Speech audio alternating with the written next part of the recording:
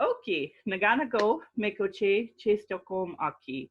Hi, my name is Red Thunder Woman. My married English name is Michelle Robinson, and I use she and her pronouns. Native Calgarian is being recorded on the lands of the Nitsitapi, which is the Blackfoot Confederacy. The Blackfoot south of the imposed US-Canadian border are the Blackfeet, and north of the border are the Siksika, Gunai, and Bagani of the Confederacy.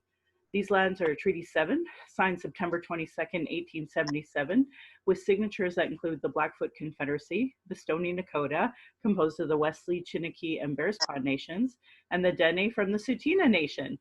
I acknowledge all First Nation, Métis, status, non-status, Inuit as caretakers of these lands of Turtle Island that a lot of folks call North America. All First Nations, all non-Indigenous are actually treaty partners. And for me, as somebody who comes from Treaty 11, I'm actually a visitor here to Treaty 7. I honor the Blackfoot. I was born in Calgary, or Blackfoot Mukinstis, as Michelle Elliott, an English name, which has afforded me great privilege in an English colonial world. My mother is Northern Slavey Dene, or Satu Dene, but my Indian Act imposed status card by the Canadian government says Yellowknives Dene. My father is so Canadian. I am a daughter of the Mayflower and a daughter of the American Revolution, while having an Indian Act imposed status card. I acknowledge my Dene lineage, and I was born in Calgary, but my family is not part of the Treaty 7 signatories. My Dene lineage roots me in the land of the Hare people, also called the Great Bear Lake people in Treaty 11. I'm a native to Turtle Island, and my Dene nation is a visitor to this area of Clincho Tinne Indahe in Satu Dene, meaning many horse town, named after the Calgary Stampede. Land acknowledgements are critical for creating a safer space for Indigenous, as well as honoring the host as a guest and acknowledging your role as a treaty partner.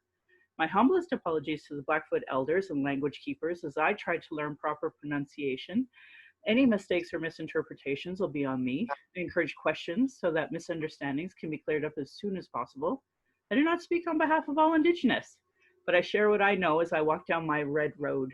If you're experiencing emotional distress after hearing anything we talk about today and want to talk, call the First Nation and Inuit Hope for Wellness helpline at 1-855-242-3310. It is toll-free, open 24 hours a day, 7 days a week. And for non-Indigenous, there are distress center lines in your area too. My Patreon account is Native Calgarian, where you can pledge and support. Thank you to my previous donors already showing your support. If you value listening and can afford to give, thank you. For those that cannot afford to give but would like to listen in, I'd love to hear from you at nativeyyc@gmail.com, where you can send in your comments or questions. I have a YouTube channel and I would love to have you subscribe for podcasts. We're on Spotify, iTunes, Google Play, and Stitcher. And I'd like to give a shout out to my super loyal donors, Adam, Alexandria, Beatrice, Ben, Beth, Brian, Kat, Celine, Christina, Crystal, Diana, actually, Jana, Jenny, Jocelyn, Judy, Karen, Kathy, Kenna, Leah, Alice, Marisa, Melissa, Morami, Natalie, Nathan, Rebecca, The Sprawl, Shara, Sharon, Tammy, Tiffany, Vanessa, and Veronica. And with that, I'm really pleased to have somebody on my show that I never expected that he would say yes to. So welcome, Patrick Brazeau. I would love for you to introduce yourself in your way. Well, thank you very much, Michelle, for having me, and thank you for that intro. My name is Patrick Brazeau. I'm a Senator of Canada, and more importantly, I'm a member of the Kitigan-Zibi-Anishinaabe Reserve near Maniwaki, Quebec. Awesome. So I guess in relation to Ottawa, how close are you to home? Well, with respect to home, it's about an hour and a half drive north of Ottawa, but on the Quebec side. So it's not very far away. But I currently live in Montreal now. Oh, cool. So that's not that's kind of interesting. I'm from Alberta. Always been in Alberta. So I wish I could, say bonjour and speak to you in French, but I would just be butchering the language and that would be painful. There's no sense in me going down that road. well, I speak sometimes. I also butcher the language. Do you speak your own language at all? I started learning very recently, very slowly. There's an app online which I've been carefully listening to and trying to learn. But it's maybe I'm getting old, but it's never too old to learn. So I'm taking it very slowly. But I don't unfortunately speak my language fluently. However, I've known a few words here and there, a few sentences over the years. But I'm getting into it now. That's good. Yeah, same. I actually don't know much of my language. I know Mossy Cho kind of as a thank you, and even that sounds like it might have even been a more southern slavey Dene. So like there's south and north, and we're north. So I have to learn more from my own people. But I think I'm going to have to go really far up north, and that's something I should just do for myself so that I can learn that, because the app doesn't, like, it's a guide, and same with the dictionary that we have online, but it's not the same as learning it, right? So yeah. No, exactly. And during my time or my generation, the language wasn't taught as it is now. And so certainly the kids of today and the youth are certainly having more opportunities to learn their language as opposed to people of my age. Yeah, you and I are actually really close, because I was looking you up and you were born in 74 and I was born in 77. So we're not that, I feel like you and I have a more of an understanding because we're that older generation. So, well, compared to what the new kids are exposed to. I keep telling people that I had to know when the library was open, plan my week to go there, and then, do my research. That kind of, like, we didn't have these phones where it's like a constant, computer with you. We didn't have that. So We still had wires and cords. party lines. I share the story that when I was trying to find university funding, I was trying to call Yellowknife and I was trying to call Ottawa, and both at that time there wasn't even like 1-800 numbers. So there was no getting an education with any of that kind of funding. I knew that wasn't going to be a thing in my world. So, but now they have, like, these sharing circles and such right in the universities now, like a whole room dedicated for Indigenous people. Well, certainly times have changed and are continuing to change at a rapid pace. Yeah. I was really grateful to see your tweet that about your sobriety, and that was what prompted me to reach out to you, and what you prompted your people reached out to me to prompt this, and I was really excited to hear from your people, frankly, that you'd be interested to talk about some of the topics that are going to be probably tougher for other people to listen to, but yet I feel it's so normalized in our community. So I was talking to you about sobriety, and I would love to hear from your point of view what sobriety looks like to you right now in your red road. Well, essentially, I've been clean and sober for quite some time now, but I did have a lot of problems with alcohol and other substance abuse issues for a very short period of time, actually. I did have some personal and professional problems and legal issues that lasted for, seemed like a lifetime, but lasted for 3 or 4 years. And it's really in those years that I really took it to a different level. I had no more self-esteem. My circle of friends, reduced itself when I was having problems. And so I quickly saw who my friends were, and who just wanted to be close to, perhaps a politician. But having said that, I was in a time where I abused of substances and literally hit rock bottom. As you're very well aware, I was suspended without pay from the Senate for almost 3 years because an agency called Deloitte questioned spending for $141. And so because they questioned that $141, I got suspended for almost 3 years without pay. So I hit rock bottom. I had no money, nowhere else to turn, no self-esteem. And, it came a time and a point where I also attempted to commit suicide.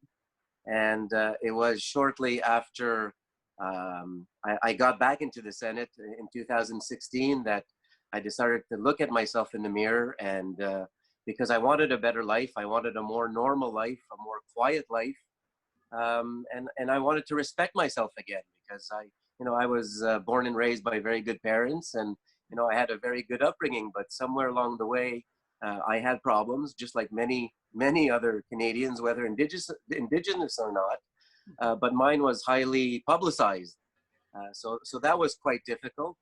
But to make a long story short, I'm always willing to share my story, my side of the story, to people who want to listen. And that's why I agreed to do this with you. And I'm just happy to say that in 2020, I'm clean and sober. I'm living a life that I'm enjoying. I'm enjoying my kids. I'm also enjoying my work. And I'm just like the old cliche. I'm just living it one day at a time. And but it's safe to say that now I'm in a place where I certainly, when I wake up in the morning, I'm happy to wake up, and I look forward to the day, even though sometimes they are still difficult. But no, it's been a long journey, but I think I'm on the right path. But nothing is etched in stone, as they say. Right.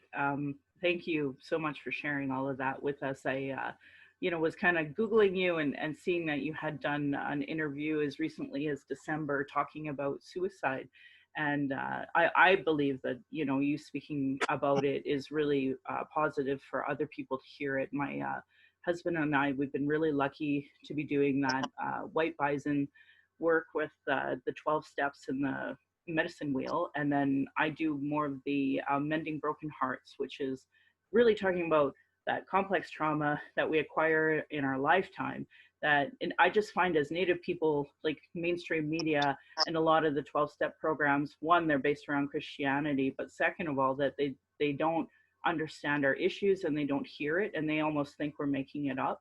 So it's really hard for us to be dealing with our trauma that is the root of the addiction issues if we can't even be open and honest about our personal experiences and then the experiences of our families. So well, it's certainly a difficult topic, but having had the unfortunate experience in terms of trying to commit suicide, ironically, I was asked to go to the Enoch Nation upon invitation just before Christmas of this year, and I gave a talk about my experiences and my struggle, and I hopped on a plane and was coming back to Ottawa from Edmonton, and all of a sudden I just got 2 emails from 2 different educators saying that after my talk, and because of my talk, there's a student that came forward, and these were young students ranging from 8 to 16, I believe. But one student came forward and asked for help,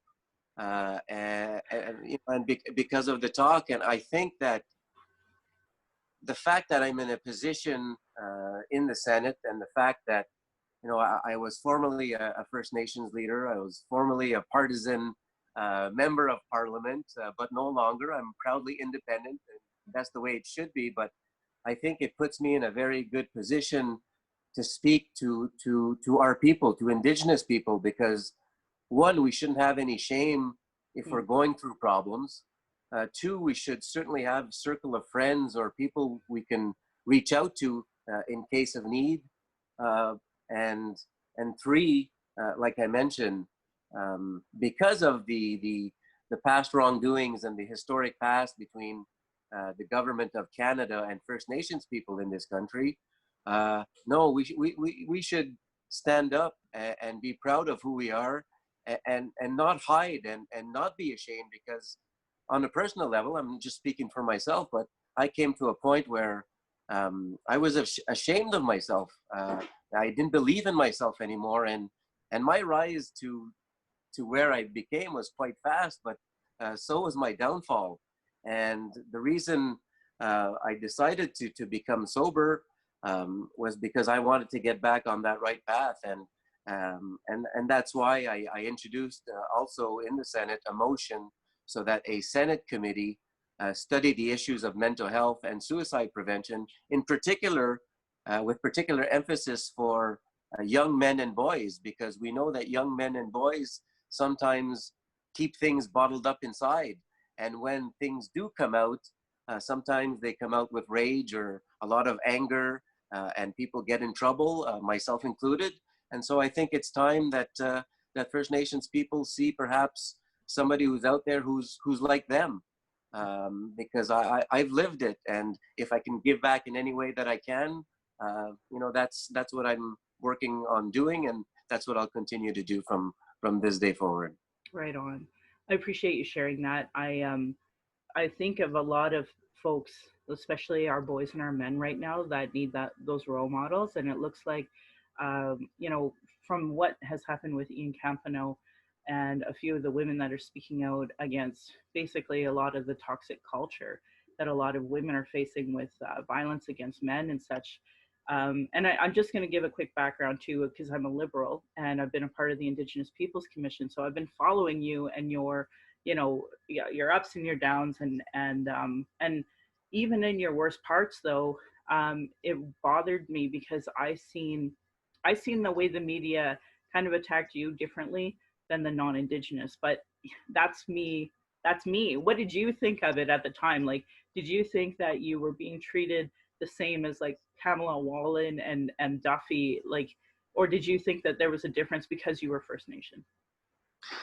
Well, in hindsight, which is supposed to be 2020 or very close to it, I think I was treated differently because I was Indigenous, because there's a lot more to the story of the so-called quote unquote Senate scandal as people were led to believe, or what people actually know, because you can't believe everything that you read in newspapers and everything you see and you hear in the media. But having said that, I was certainly treated differently, because having been part of the Conservative caucus at the time, I wasn't bringing a whole lot of votes to the Conservative Party.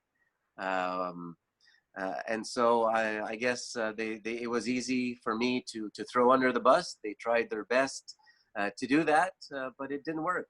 But having said that, I'm back in the Senate now, and I'm a proud independent, because I realized this a long time ago, but I was still a partisan at the time, trying to be part of a team. But Club, yeah. like I said, I tried my best to be part of the team, but it's so easy for politicians to throw Indigenous peoples under the bus. There have been others. I wasn't the first one, and I certainly won't be the last one.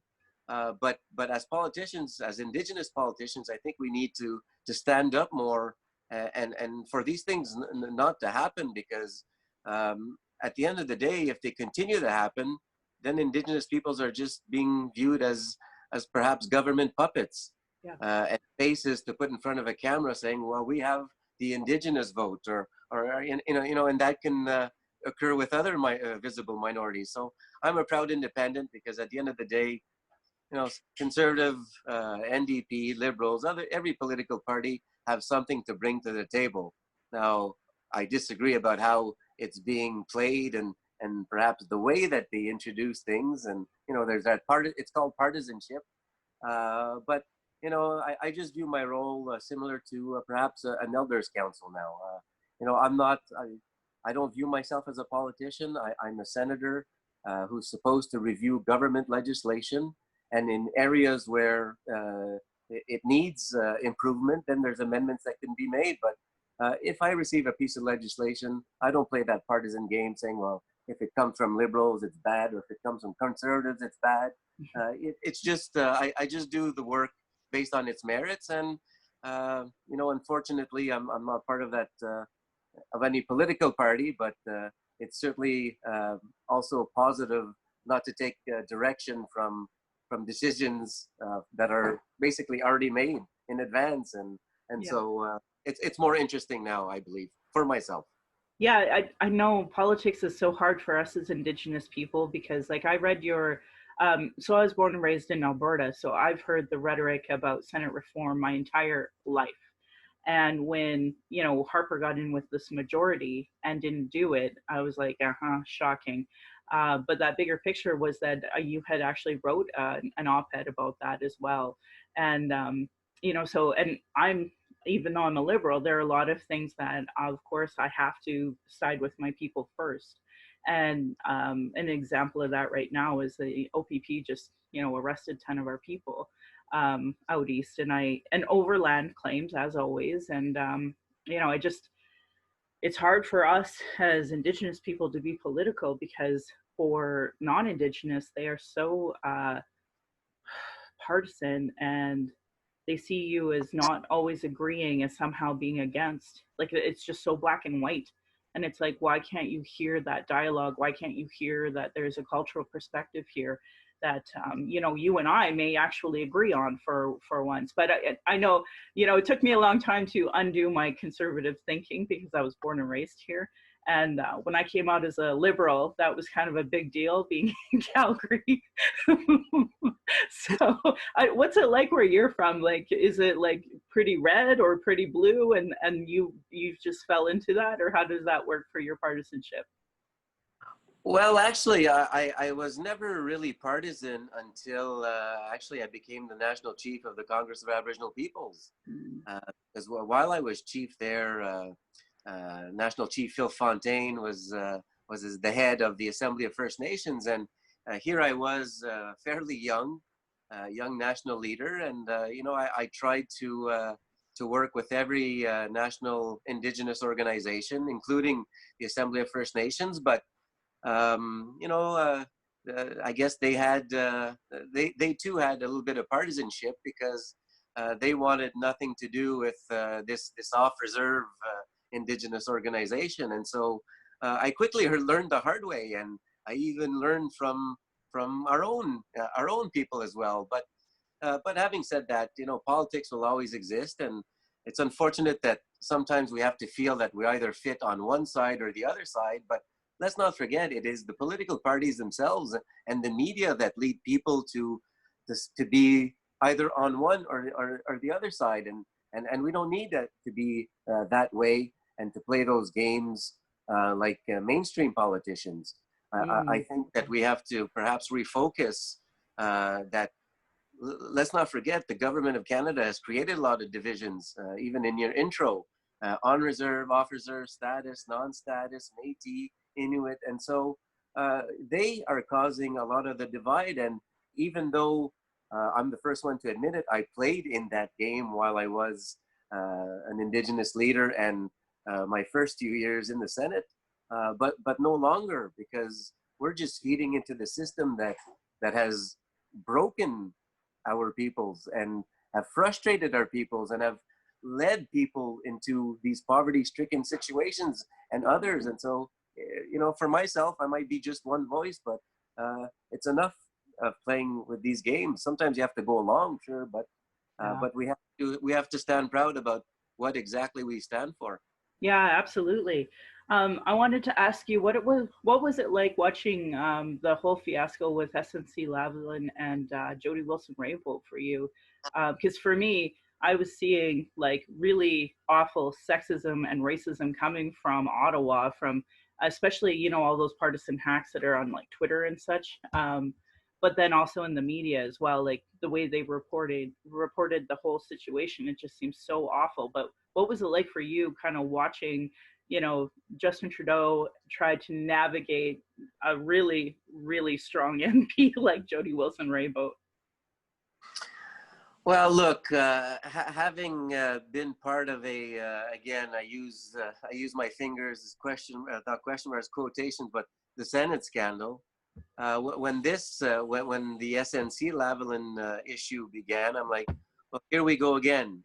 And my first thoughts were, poor Minister Wilson-Raybould. But then I sort of took a step back and I sort of compared the two scandals, the one that I was in and the one that we had just a couple of years ago. And unfortunately, and my position is very strong on this, but unfortunately, we never get to the bottom of these so-called scandals because of parliamentary privilege, because of cabinet secrecy, whatnot. And so here we have a lot of people on social media and the media and politicians defending themselves and the media attacking or defending. But it's unfortunate because we never get to the bottom of what really happens. And so, and when people are found if they're found as to have broken ethics rules, it's basically just a slap on the wrist. But when I look back at my own scandal, they questioned $141, which was, I had no receipt for a trip to Maniwaki, Quebec, back to Ottawa. So that's what they questioned, and I got suspended for almost 3 years without pay. And I see a lot more serious allegations happening. And what happens? Is it privilege? Is it white privilege? Is it racial discrimination? Is it systemic discrimination?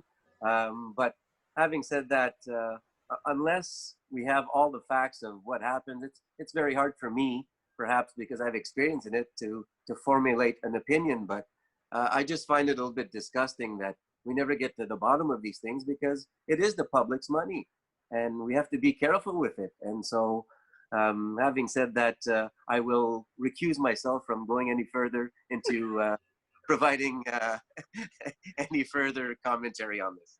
Yeah, no, I don't blame you. I just, watching it was really difficult for me, because obviously I was part of the team that wanted her elected, along with a lot more Indigenous folks, and it was hard to even watch Indigenous attacking Indigenous. And so just for me personally, it was hard. And I run a book club now once a month, so it's been 4 years. Carolyn Bennett initiated it 4 years ago, where she was like, hey, let's everybody start reading, and had this like hashtag Indigenous Read. So I took up that mantle, and I'm like, absolutely, let's do that. And coincidentally, this month coming up is actually her book, so Jody Wilson-Raybold's book. So I don't know if you got a chance to read it, but it's basically a lot of her speeches. So, and I thought you, out of all people, would probably agree with a lot of the things she said. But it doesn't actually get into the scandal itself. I just can't imagine what it would have been like living in Ottawa at the time that whole thing was going down. And of course, for you, of course, you've gone through it. So I would call that triggering, in the sense that you have to relive it again, but at least with distance. Well, exactly. It brought about a little bit of my PTSD. But having said that, when that was occurring, I certainly tried to reach out to Jody Wilson-Raybold, because I'd been through it, and we got to chat a few times.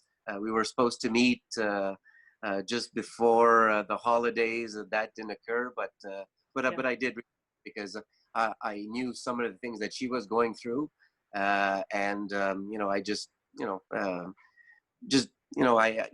a person who does have a heart, and it was difficult to watch, certainly.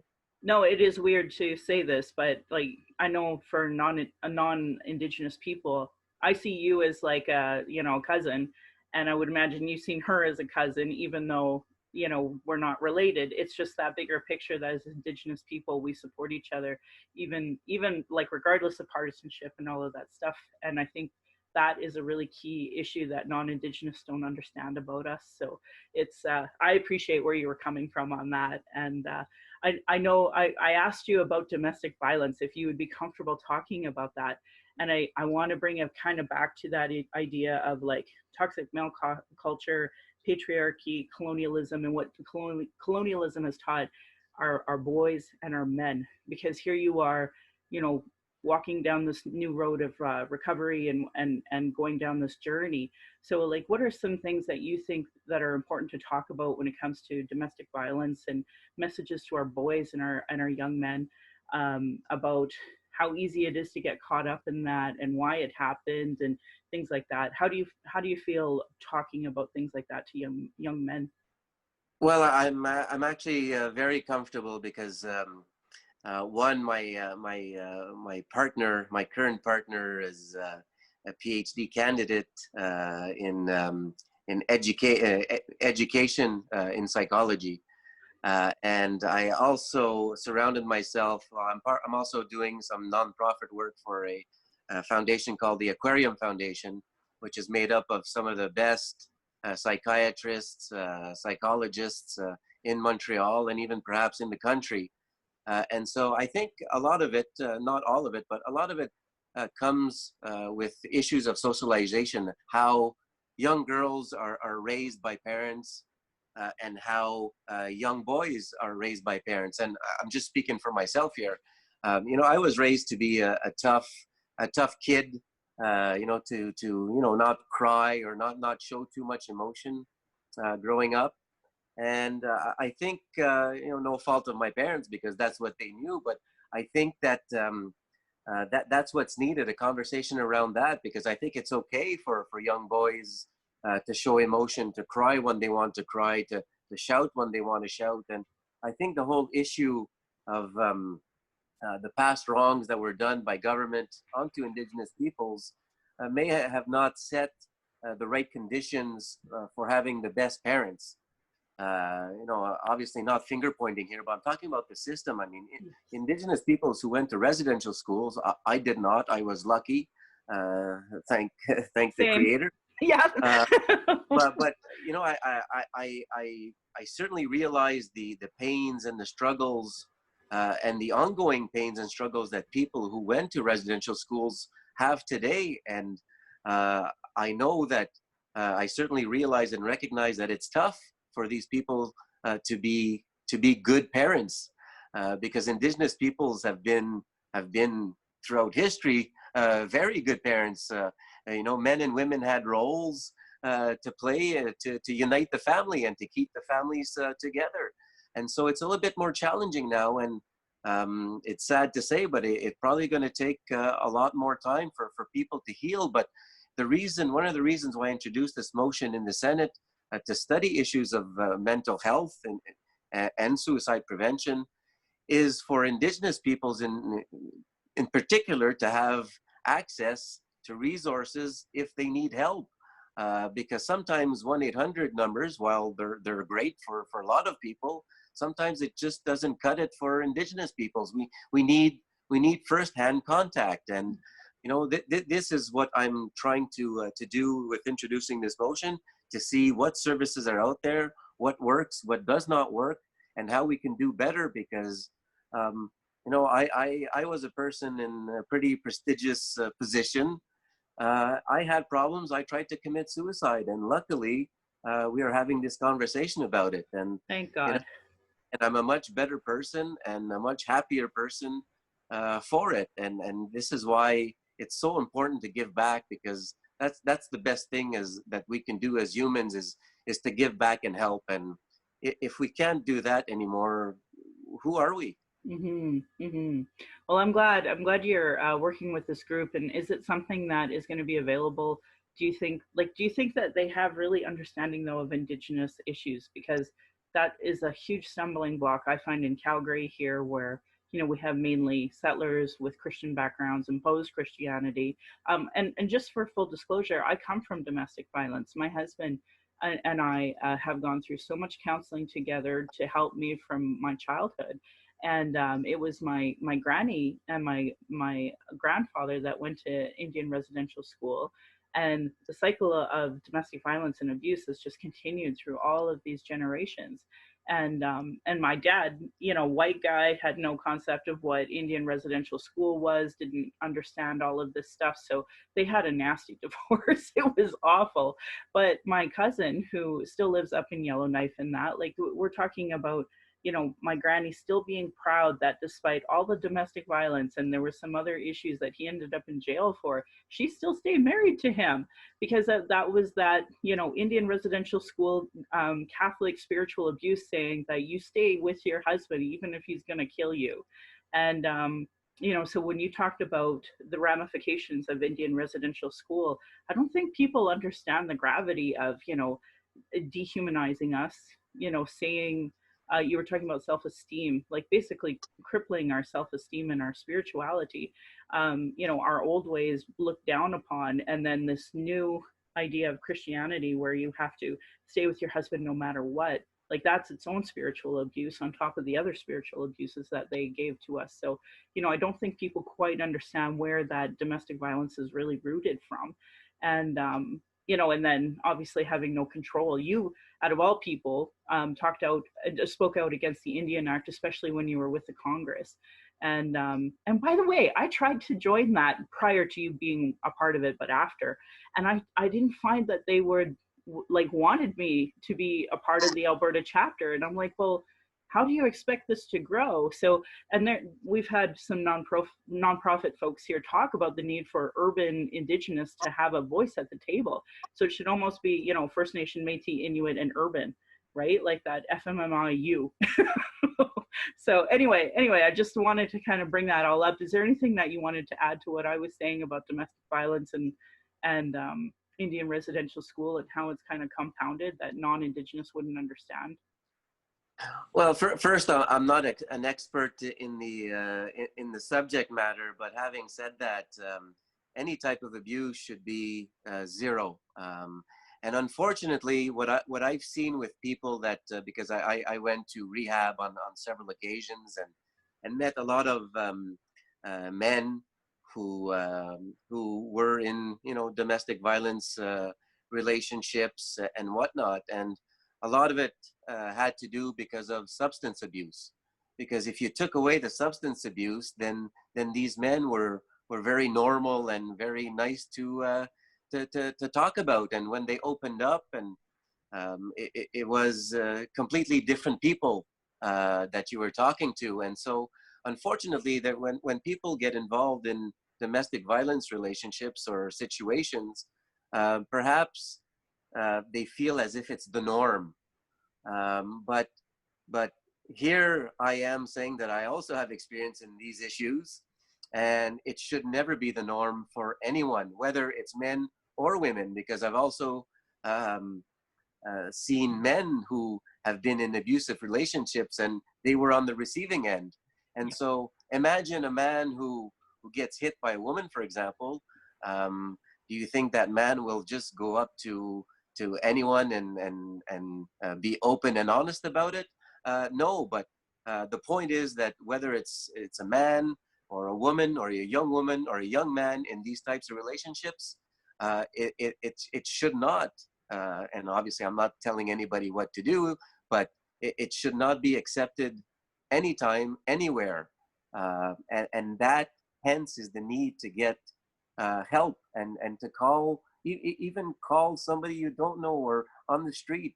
There's always somebody willing to help, but it's up to the person to take that chance. And it's not always easy, but I think the more and more we talk about issues and more Indigenous people stand up and say that either they're abused or they were abusive, I think that would go a long way to healing people who are unfortunately in these difficult situations. I know. I really appreciate you saying that, because I think it is important for everyone to know it is not okay to be in an abusive relationship. And there's a lot of, things that lead up to that controlling and the conversation, and the violent conversations sometimes that we'll say to each other unknowingly and such. So I appreciate you saying that, because I think it's important that everybody knows that it's not okay to be in these situations and to perpetrate it, and to maybe separate if you are in the cycle of abuse, so that way both parties can heal. I don't know if you know, but I'm part of the Missing and Murdered Indigenous Women and Girls Committee here in Calgary. And, a big conversation is that accountability, but there's so much accountability that so many people don't want to, be a part of. And especially, we're talking community level, municipal level, provincial level, and then federal level. How do you ever see these 231 calls to justice being implemented? Well, I in a perfect world, I would like to see them implemented, but realistically, I think it's going to take a lot of time. I think a lot of good work has been done over the past just several years, to be honest. But it's still not where we should be and where we deserve to be. Hmm. And so governments take a lot of time to move forward sometimes. But I think, like I said, I think that there's good steps that have been taken. But there's, like the old cliche says, and I sound like a politician when I say this, but there's a lot more to do. But when I say there's a lot more to do, it shouldn't take decades to do it. Right, Um, because we're talking RCAP from 1996. That's over 20 years now. I feel you there. I get very frustrated that we're not moving quicker. But like you said in one interview, that's not the way it works, and we wish it did. Well, exactly. Even when I was named to the Senate, here I was young and ready to change the world, and I quickly found out that not only did I have to wait in line because the issues that I wanted to work on didn't matter to my colleagues at the time, but because I was young and you have to wait your turn, and so I unfortunately learned the hard way, but Mm. not over yet.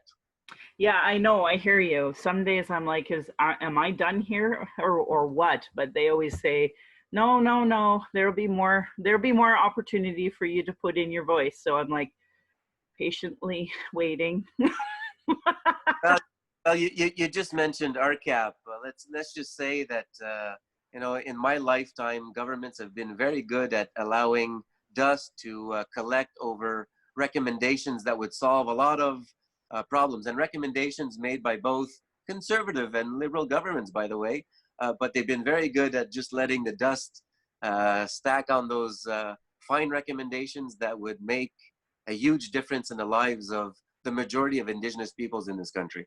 I agree. I'm right there with you. And I also seen the TRC. It's already been 5 years, and I would argue that not much has been done on that as well.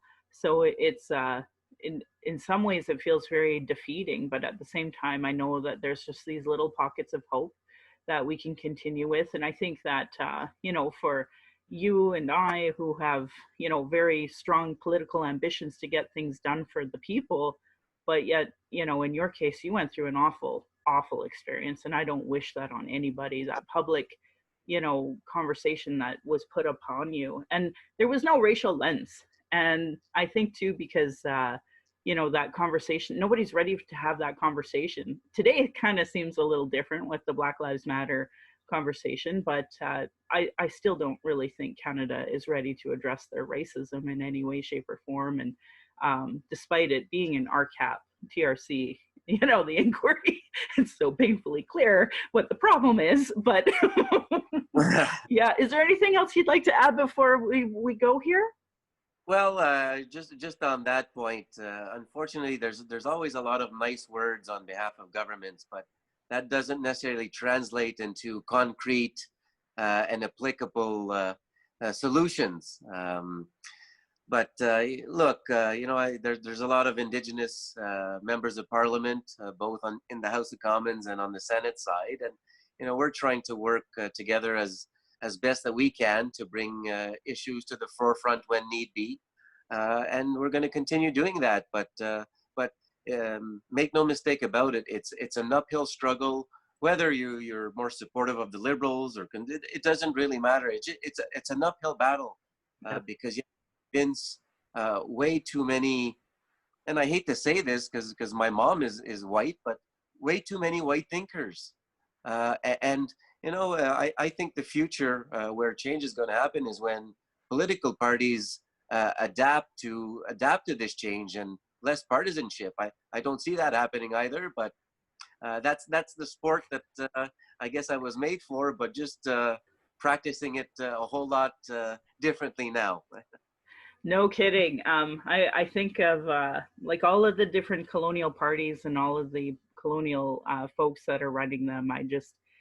It doesn't matter the color. It's still colonial politics for white supremacy. I'm with you. Like, my dad is white, but it is very clear to me now that I've done a few years of anti-racism work and a few years of learning that language, of understanding what I'm seeing of white supremacy, that it's like, I don't know if we can change the system, but I have a lot of hope with, like, you have Lily and Dick, so Patty Lubicon Benson, and of course Senator Sinclair. My hope is always that whenever there's like something that comes up, your eyes are at least looking at it. So are there any proud amendments that you've come across that you're really proud of? Amendments in terms of? Yeah, some of the bills that have come kind of across your desk, or that projects that you've been really passionate about. Like, for example, Lily Dick put forward a bill about, there being a higher charge against men who abuse Indigenous women. And of course it got tabled, but like, there must be some things that you've put out there. Like right now you're working on that suicide study, where you want to see what more, you want to do that, resource look and such. And I was just wondering if there are other like amendments and bills that you were proud to be a part of. Well, in 2017, I believe, as an example, you're talking about different organizations and the fact that the provincial organization of the Congress of Aboriginal Peoples didn't necessarily want you at the time, or right before my time. And perhaps that's a different podcast and interview altogether. Sure. About my there, because it wasn't very easy, and it wasn't the most, the nicest experience, although I did have a very good experience. But there's a lot that I can say about how that functioned and how that organization functioned. But having said that, I had tabled a motion that the government and the of Canada and the Royal and the RCMP look into organizations that are basically selling membership cards to individuals who could be 12 to 20th generation First Nations, fake Indigenous organizations, because they exist quite a bit in Ontario and Quebec. And that fell off the rails because of the election, the federal election. And so there were steps that were taken by the RCMP in this matter. There was an investigation. I haven't seen any concrete action with respect to their investigation. And the government, unfortunately, to my knowledge, didn't address this issue either. So that kind of fell off the rails. But if I hear any complaints from individuals saying that they're being misled into paying membership and believing that they're all of a sudden Indigenous, well, that doesn't sit well with me, because I was part of an organization that had some of these issues across the country that I also tried to address at the time. So it's but that's just as an example. That's a really big conversation, though, in itself, to talk about whatever those fake organizations that are popping up and such. And I know there's a big conversation on Twitter about that all the time. I'm from Yellowknife, and in the Northwest Territories, if you're partial Dene, you automatically become Métis if you can't qualify through Indian status anymore. So, that's something worth thinking about with my daughter. But Senator Sinclair told me I have to do my paperwork for my daughter's Indian Act card, because he thinks of that new change that came forward, is it S3 or S7, that my daughter should qualify now for status. So right, that would be S3. S3, thank you. I don't know, just early morning for me. Anyway, thank you.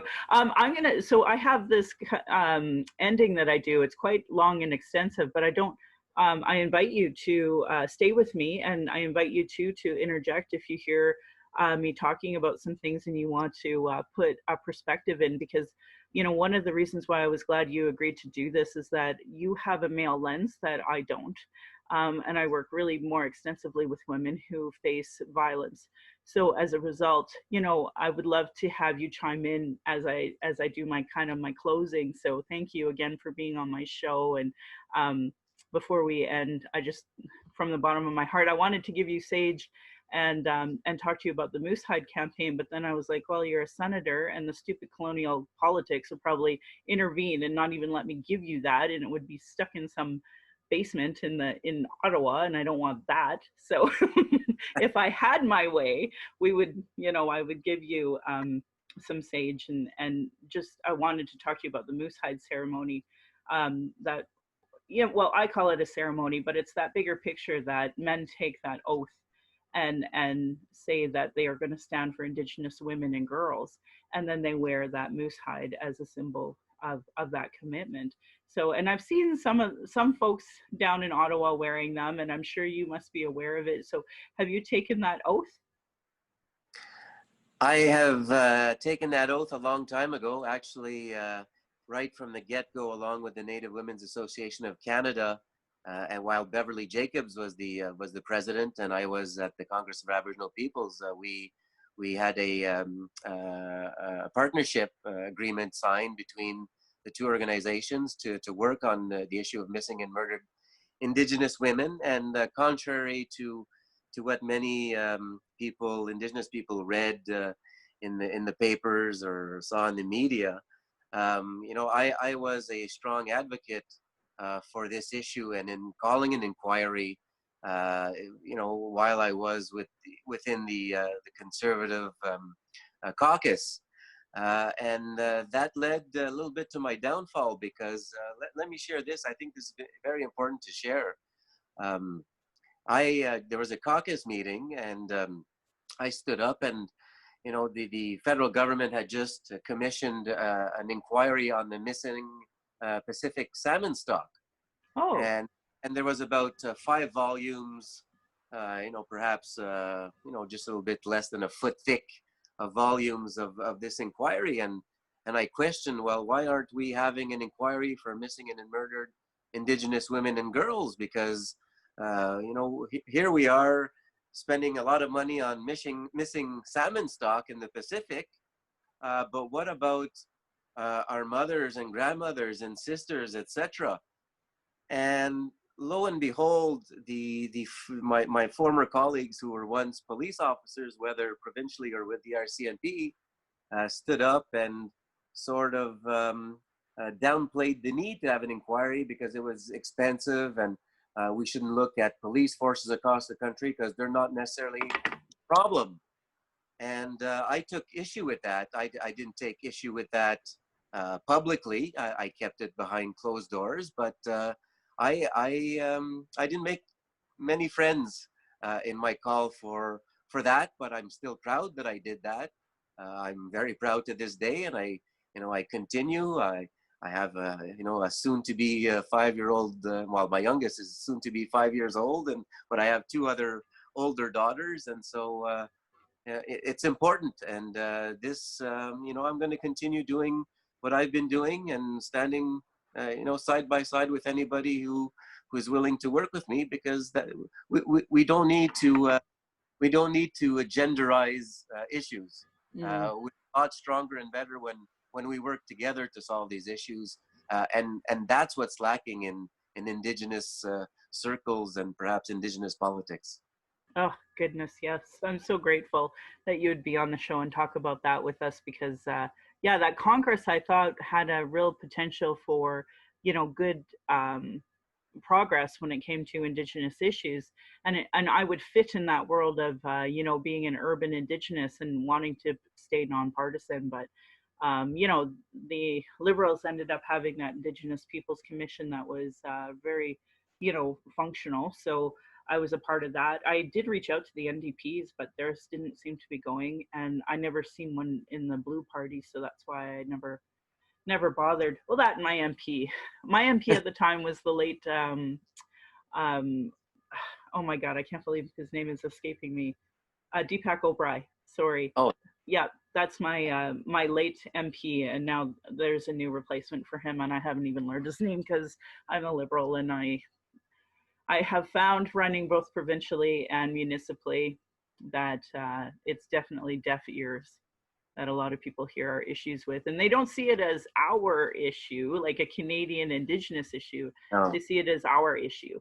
And that I find is so frustrating, because like they have the audacity to bitch about, taxpayers' money.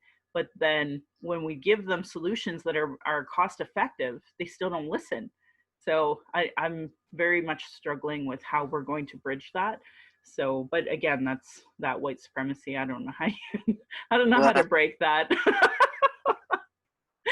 So anyway, I wasn't going to bring this up, but I kind of have to. But my TV died, and I wanted to watch this one last time. And is there anything you wanted to tell me about what it was like fighting now the current prime minister? Do you have anything? Are you glad you did it?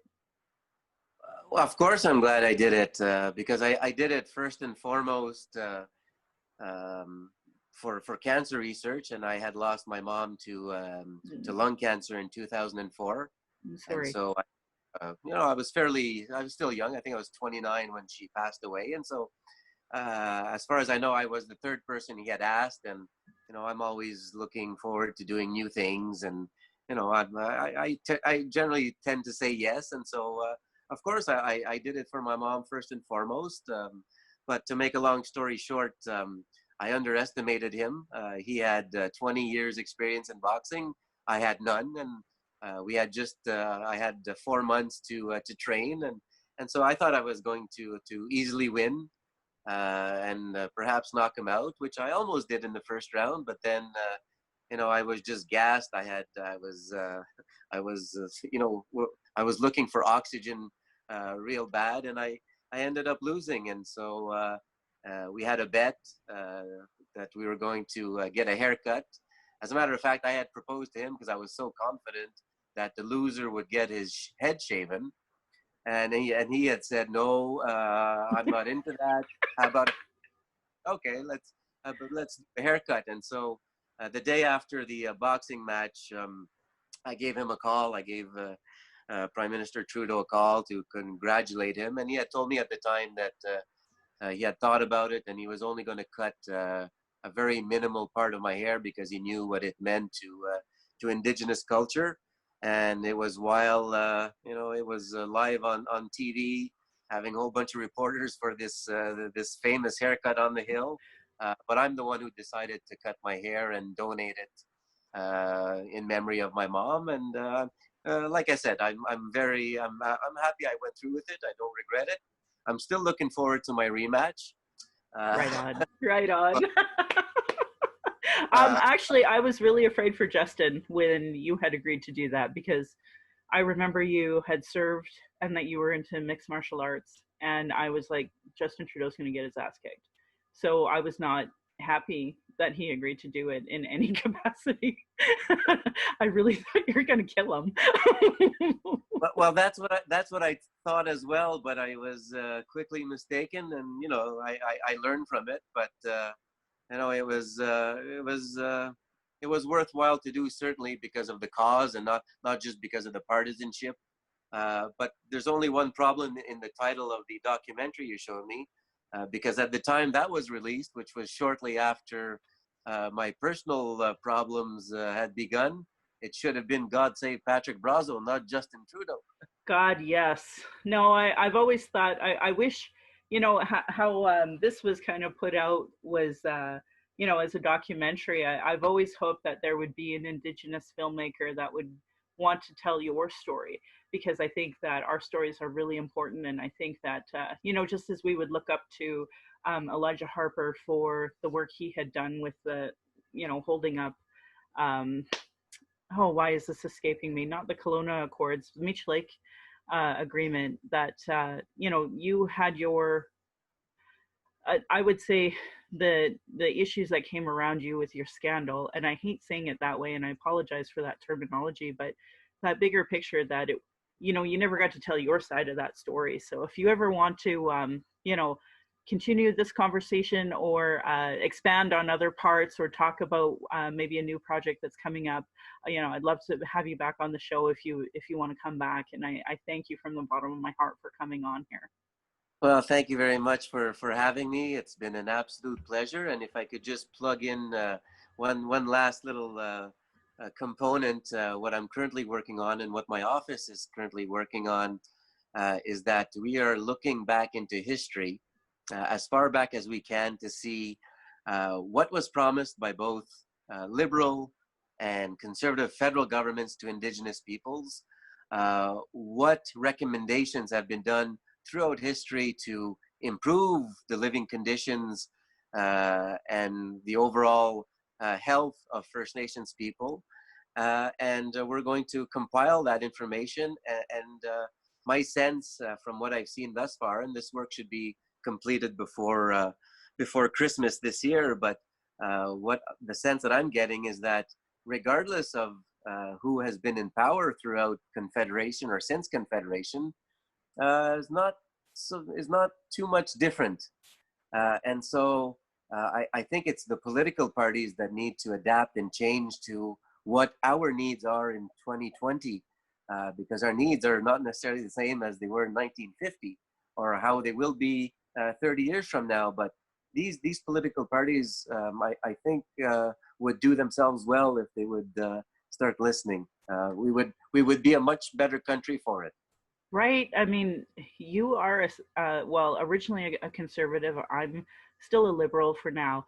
And I think of, if they would just listen, how is it they can't hear you say the same message that Jody Wilson-Raybould would say, that somebody else would say, even our activists like Russ Divo. I don't agree with him on everything, but he is brilliant. And I think that there's so much we all agree on as Indigenous people. And I get really frustrated with the lack of colonial politics and parties that will listen. Even the Green Party. I mean, I love Elizabeth May, but a lot of the party members are so racist, and it's a true ignorance in that sense, where it's just they don't understand, right? So I don't mean it in an awful way, just that bigger picture. They don't get us.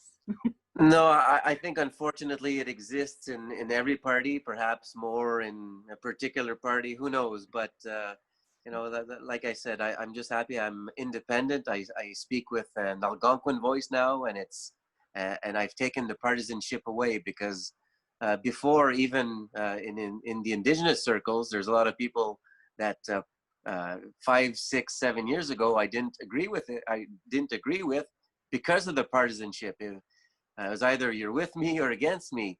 Yeah. But now I've learned throughout the tough ordeal that I went through that I respect the work that people do, whether I agree with them or not. I think we all have a voice. We should all use it as best as we can, but in a moderate and respectful way. And Indigenous people, by and large, have always, for the most part, been respectful.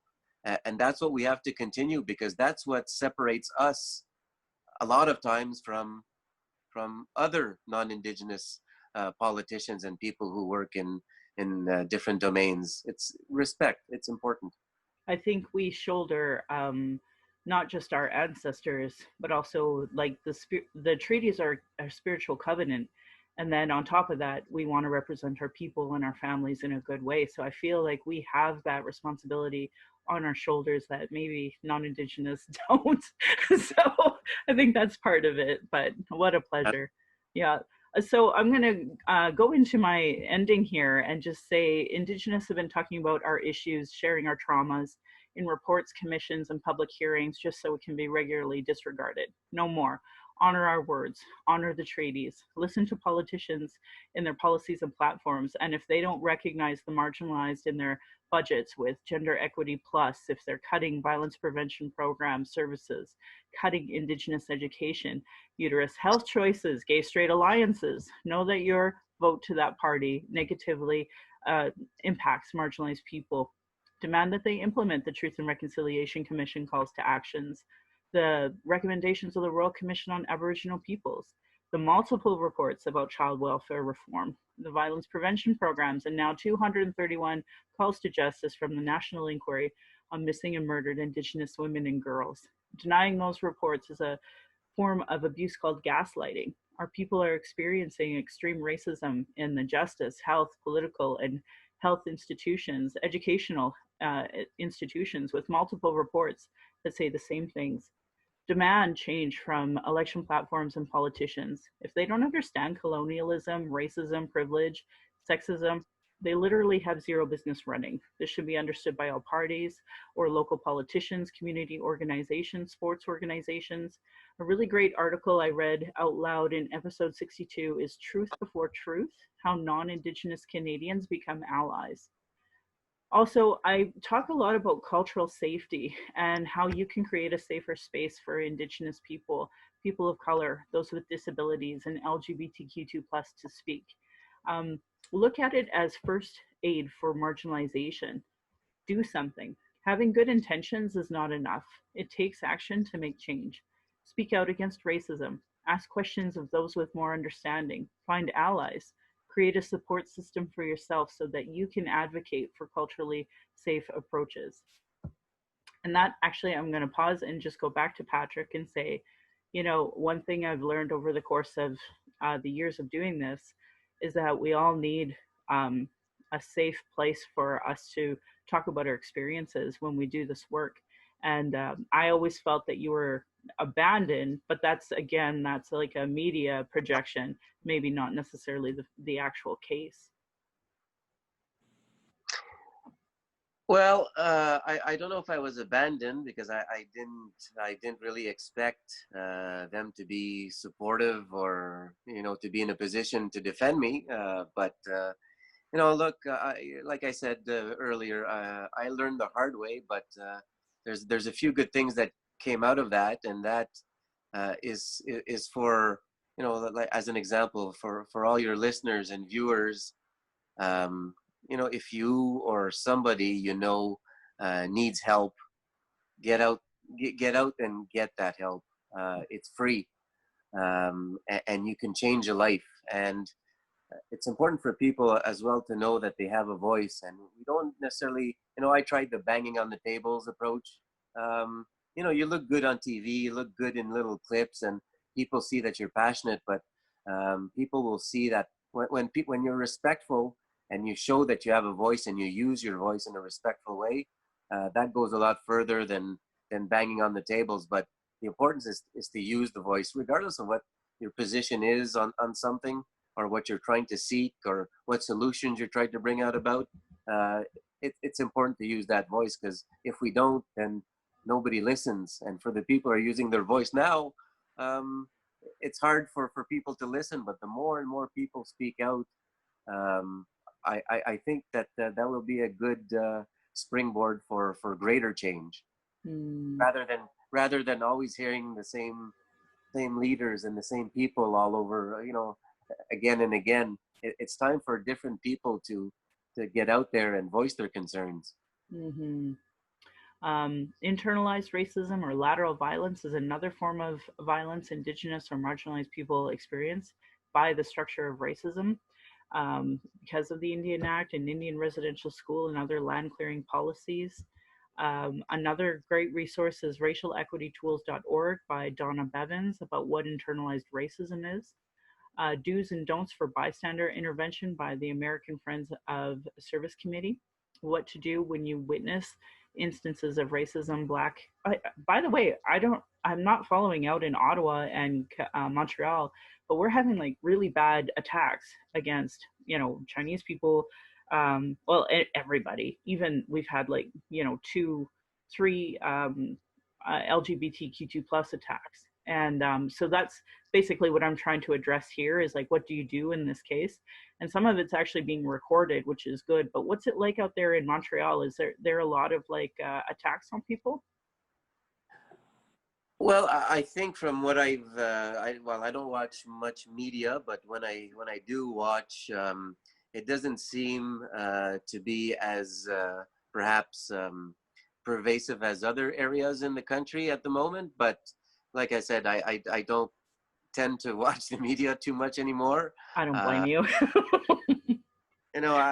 it's just when I was growing up, they used to tell us what the news were. They didn't try to convince us. Today they're trying to convince, or to put their own individual spin. And I don't like to be told how to think, and what's the views of other people. I have my own views, but Sure. it doesn't be as bad now. But obviously, we never know. Things could change very fast.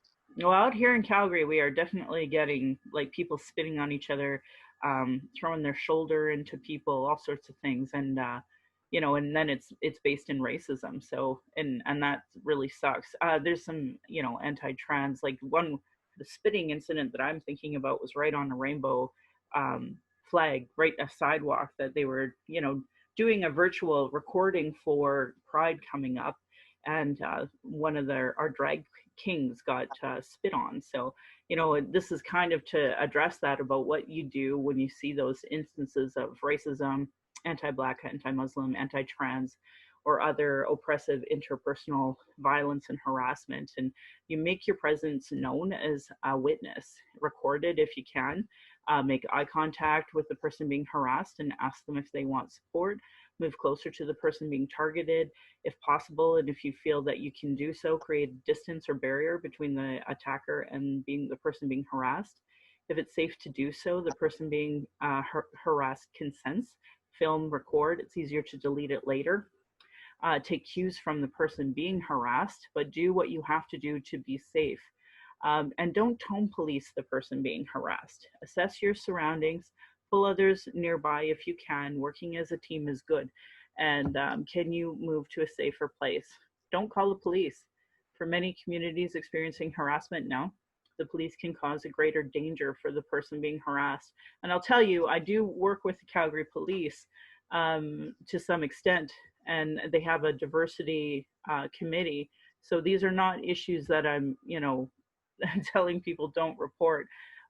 There has to be some pretty severe danger for me to want to call the police, because they escalate the situation for me. And until we can start creating a safer space for police in the public, that's why I would say don't call unless you're being told to. Don't escalate the situation. The goal is to get the person to safety and not incite further violence from the attacker. But don't do nothing, because silence is dangerous. It communicates approval and leaves the victim high and dry. And I've seen a case of that in Edmonton, where there was a ton of people on the bus, but nobody spoke up. So if you find yourself too nervous or afraid to speak out, move closer to the person being harassed and communicate your support with your body. And teach your kids to be accountable, because they're learning it from somewhere. So if you're experiencing emotional distress and want to talk, you can call the First Nation and Inuit Hope for Wellness helpline at 1-855-242-3310. It is open 24 hours a day, 7 days a week, and they also have a text option if you go to hopeforwellness.ca. Violence is my everyday reality. Every Indigenous generation has faced it. That's why I started this podcast, to speak freely, without interruption, without tone police, without leadership shaming, without gaslighting questions. Many people don't want to hear Indigenous opinion, but sure want to tell us theirs, usually by people who know nothing about Indigenous, know nothing about colonialism, the constant surveillance of Indigenous people, our protests, our vigils, and our rights. Microaggressions, people dealing with internalized racism, folks who are gatekeepers and survive off the status quo, or people who are really still in their trauma and are, depleting those personal resources. Internal and external racism is an everyday reality for Indigenous people. And that's why I started this podcast, as a boundary to be heard.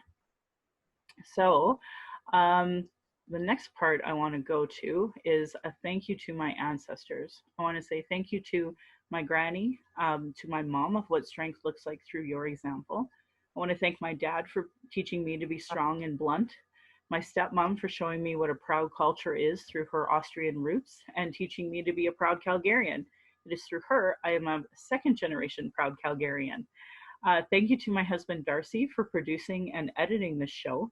On top of being my husband, my childhood friend, and the father of our child, he has supported me down my journey of the Red Road and witnessed decades of racism and sexism. And to our child, who we are blessed to learn from daily, I am honored you chose us. You give me daily accountability to be a better and stronger person. I hope my daughter and my family will be proud in the future of us trying to discuss these present day issues. And I hope that, Senator Brazeau, myself, and other people are going to make life better for the next generations. Again, my Patreon account is Native Calgarian, where you can pledge and support. Thank you to all my donors. If you did one donation or had to quit for financial reasons, just know I appreciate your support. If you value listening and can afford to give, thank you. to those who cannot afford to give but listen in. I'd love to hear from you at nativeyyc@gmail.com, where you can send in your comments or questions. We also have a YouTube channel I would love for you to subscribe to. Our podcasts are on Amplified, iTunes, Google Play, and Stitcher. And I want to end with giving the side eye to those Calgary rabbits. You're lucky I'm not Tradish. And my beautiful cousin would respond, or you'd be in my dish. Thank you for listening.